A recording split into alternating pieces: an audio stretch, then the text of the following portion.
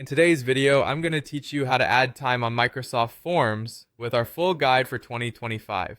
Whether you're new to Microsoft Forms or looking to enhance your form building skills, this guide will walk you through every step needed to add a time element efficiently. First, let's get started by opening Microsoft Forms. Navigate to forms.office.com in your web browser. You'll need to sign in with your Microsoft account, so have your credentials ready.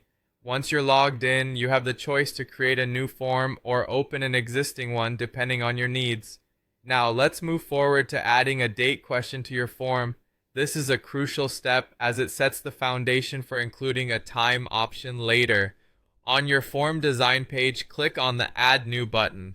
From the options provided, select Date as your question type.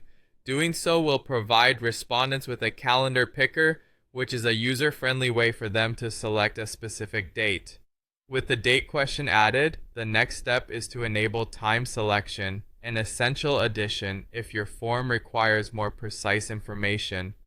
Once you have your date question set, look for the More Options menu, typically represented by 3 vertical dots. Click on it and toggle on the option that says Include Time.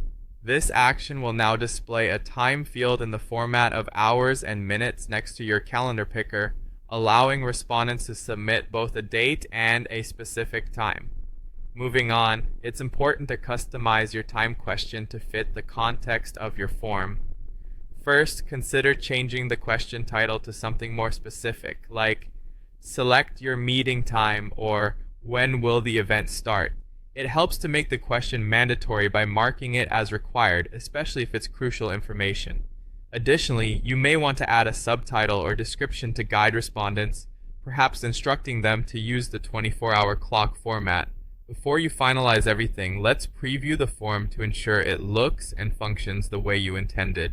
Click on the Preview button located at the top right corner. Review how the date and time selection appears on both desktop and mobile formats.